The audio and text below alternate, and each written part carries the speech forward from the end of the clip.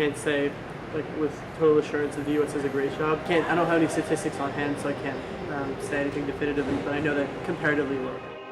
We definitely don't have as much like intense manufacturing and oil drilling that can have like oil flares that lead to like pollution in the air happening around the U.S. So I think that helps us a lot. What do you know about Spare the Air Day, and what do you know about why we have Spare the Air Days? Can you tell me what that is?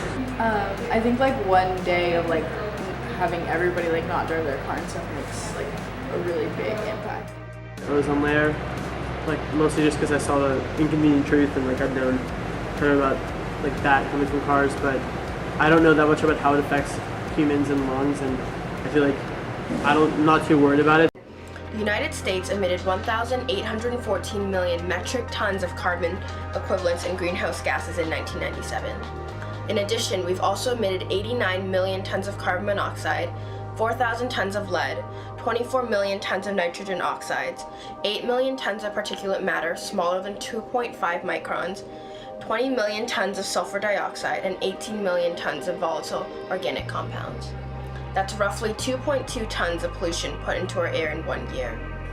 The Bay Area needs to invest more in transit, and it needs to be much more aggressive about infill development. For years and years, we haven't been building enough housing. 200,000 people a day commute into the Bay Area to find work. And they're burdened with huge distances and time and cost. But and simultaneously, the environment's burdened with all the air pollution and carbon emissions. So it's a high priority for the Bay Area to start building enough housing for its workforce, and more specifically, to put that housing in places that corresponds to where the jobs are. Well, one of the things is just to drive less. And that means using transit more, using the bicycle when you can, walking to local shops. Now, some neighborhoods, all that is possible. In other neighborhoods, it's not. And that's where the urban design and planning of our communities is really coercive. In the United States, our carbon monoxide air quality has steadily decreased since 1980. However, the ozone air quality has remained approximately the same since the late 1900s. Well, Not at all. I don't think the U.S. is progressive at all. I think we're one of the less progressive countries. The U.S. is driven very much by its economy, and right now it is not a good economic choice to be green unless you're selling a product that your consumer base is looking for something green.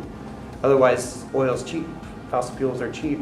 You're going to make a lot more money by using oil and fossil fuels to get what you want, to produce what you want, and that's just where we're at. In terms of mass transportation, which is probably one of the greener things, there haven't been many advancements.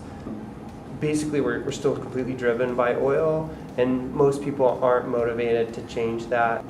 I mean, absolutely anything we can do to transition off of this idea of an individual being in a car is good. It's going to help. The average person, really, if they want to reduce, they need to make fundamental changes in the way they navigate their day. So first of all, just driving less, trying to take public transportation, buying less things, buying things that are more local,